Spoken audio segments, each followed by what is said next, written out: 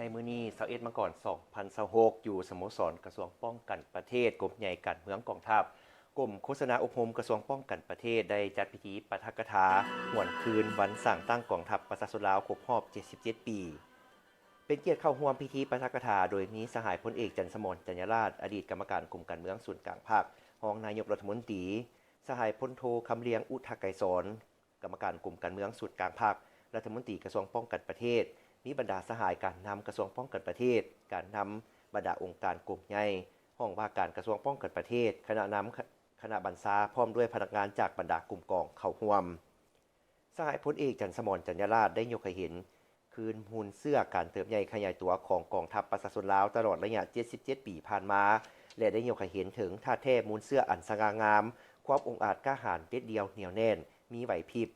ต่อสู้บ่ยอมจำนนในภารกิจต่อสู้กู้ชาติต้านพวกจักรพรรดิต่างดาวผู้หุกหาญทั้งแบบเก่าและแบบใหม่เพื่อความเป็นเอกราชอิสรภาพและนำเอาความสมบูรณ์พูนสุขมาให้ประชาชนบรรดาเผ่ากองทัพประชาชนลาวได้ปฏิบัติหน้าที่ภายใต้การนำพาอันสลัดซองใสของพรรคประชาชนปฏิบัติลาวในภารกิจต่อสู้ปลดปล่อยชาติปกปักรักษาและสร้างสรรค์พัฒนาประเทศชาติ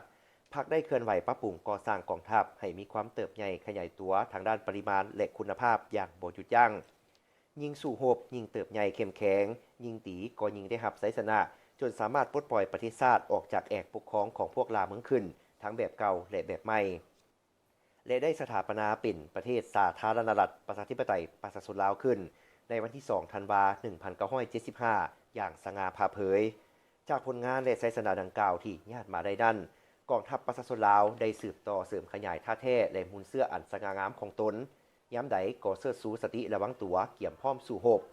เป็นกำลังหลักแรงเฮ็ดหน้าที่ป้องกันชาติป้องกันความสงบทั่วปวงชนรอบด้านของภาค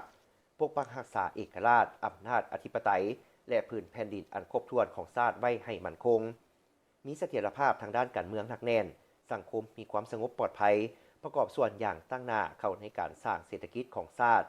พร้อมนั้นได้เอาใจใส่ปรับปรุงก่อสร้างกลุ่มกองก่อสร้างกำลังให้มีความเข้มแข็งรอบด้านและสร้างกองทัพให้กลายเป็นกองทัพที่มีแบบแผนทันสมัยดีขึ้นเทียบเท่ากับสากลพร้อมนี้กองทัพประชาชนลาวยังได้สืบต่อ2ภารกิจใหญ่คือปกปักรักษาและสร้างสรรค์พัฒนาประเทศชาติตลอดมา